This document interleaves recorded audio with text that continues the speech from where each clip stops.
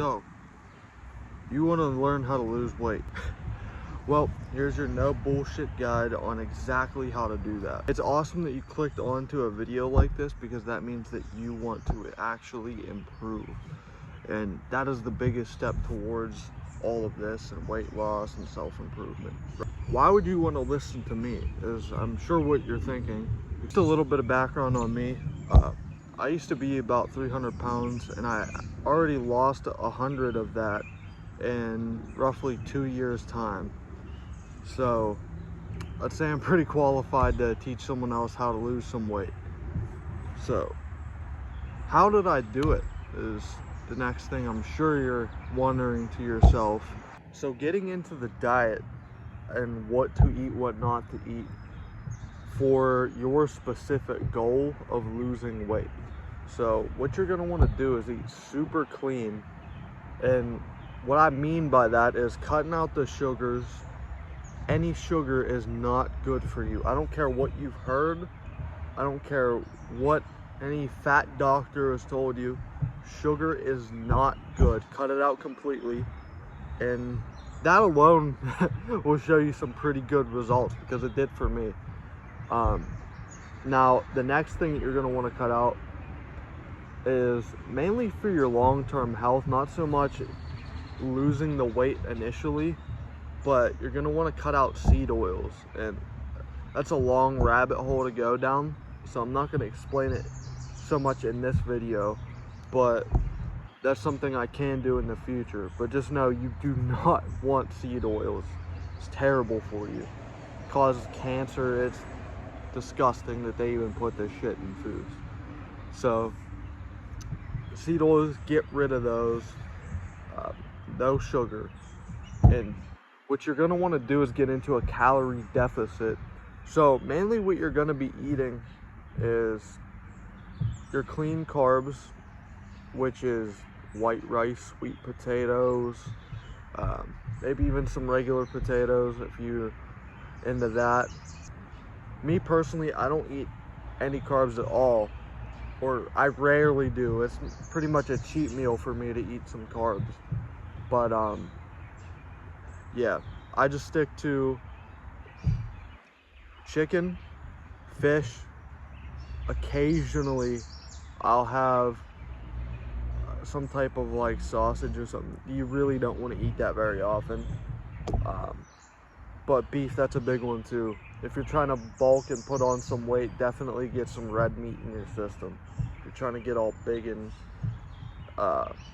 big and bulky, that's what you want to do. So that segues into our next part here, which is your eating habits. Even when you do get onto this diet, it's still not the end of the game, right?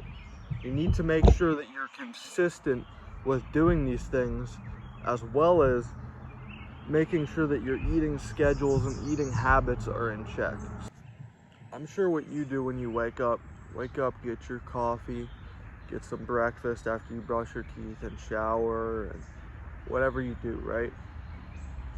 Stop that shit right now.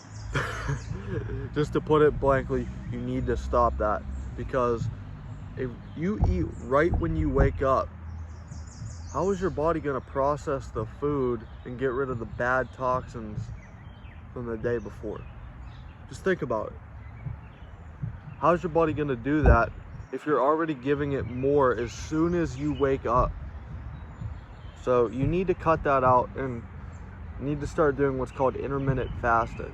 I'm not going to get into exactly everything about what it does and how it works, but you need to get onto intermittent fasting. So the first couple hours of the day, don't eat. Just drink water. If you do have coffee, don't have milk in it. Just straight coffee so you don't break your fast. And what that will allow you to do is your body will break down all the bad things in your system and only keep the good stuff, which is obviously what we want here, right? So that's one thing you definitely need to do. And the last thing here is kind of circling back to the exercise and going to the gym, weightlifting, is you can't live a fully sedentary lifestyle.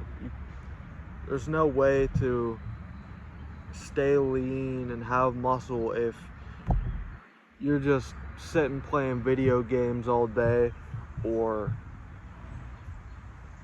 not even leaving your room, because that's what I used to do back when I was 300 pounds. And honestly, that's part of the reason why I got to that level. So we need to backtrack and do the opposite of that. So think about what a 300-pound person would do and do the exact opposite of that, and you'll be on a pretty good path. So can't live sedentary, get your steps in at least.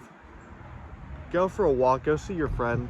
You know, it doesn't have to be this crazy disciplined David Goggins type of thing where it's like, oh, I'm gonna run 100 miles today and not talk to anybody and just go crazy, no stopping, only discipline. No, it could be fun. Have fun, like I am today. Like I said, riding the bike.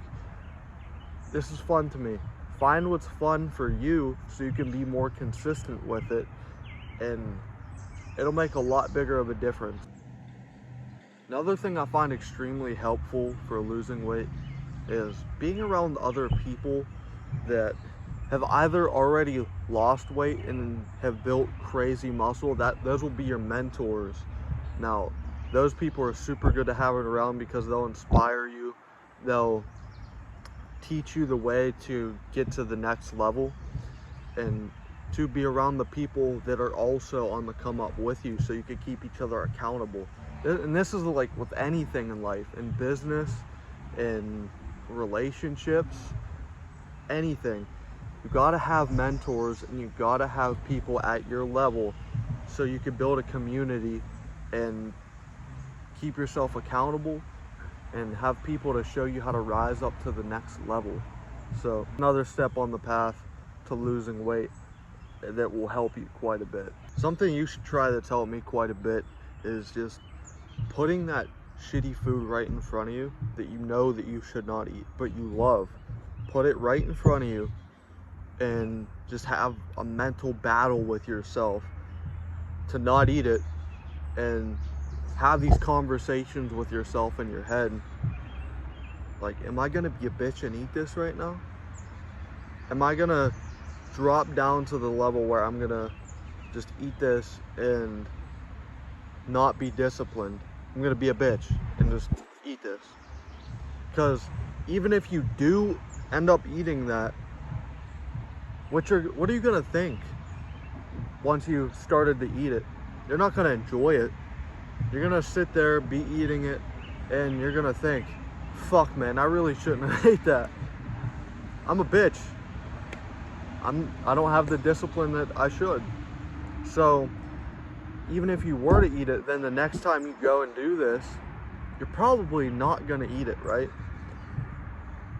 And eventually, once you start getting to this point and you start having a clean diet, and you understand what it feels like to be sober from the sugar, sober from high carbs, sober from the seed oils and other fake ingredients, then you won't even want to pick this shit up and eat it anyway, because you understand how it makes you feel, and you will not want to feel like that anymore. You just won't. So that's a big step. Once you start feeling like that, you know you're on a really good path. So with the meat, with the simple carbs and the things that I'd mentioned, another thing to just put in there is the things that you eat, generally you just want them to be single ingredient foods. And what I mean by that is, think about what you eat. Is it sandwiches, pizza, microwavable bullshit? Just think. Now, how do they make that? If you read the ingredients on the back of it, how many are there? Dozens, hundreds. It's disgusting. So you want to stray away from that and then come over here to single ingredients. Like, how many ingredients are in a chicken breast? One. It's just a chicken. It's a piece of chicken. Or like your simple carbs, white rice. What's in that? It's just rice. So keep it super simple so you don't have to think and make it complicated, and you'll find yourself on a way better path. What the fuck is that? There's an animal over there. Anyway. But yeah, keep it super simple and you'll find yourself on a way quicker and easier path to having the body that you want and aspire to have, because you don't get anything done by having complicated systems. The more you have things simplified, the easier it is to stay consistent and achieve the goal that you aspire to have. So just keep it super simple. Keep in your mind, is this one ingredient or is this many ingredients? Now, it's okay to have a couple ingredients if you're making it yourself, but that's a different story. You know what you're putting into that. So if you're making some chicken or some fish and you throw some seasoning on there, you know what seasoning it is, and it doesn't have sugar, doesn't have any weird chemicals in it, then go for it. Throw some seasoning on there. If you want to put some honey on there, you know, do what you got to do. Make it fun. Make it enjoyable, but make sure you're doing the right thing. At the end of the day, that's what matters. But to wrap up this video, I'll just say, if there's anything that you think that I haven't covered yet and you still have questions about, drop it in the comments. I'll answer whatever you have question-wise, and I'll probably even make a video on it because I'm trying to help as many people as I can on here. So yeah, ask whatever questions that you may have. And on that note, peace.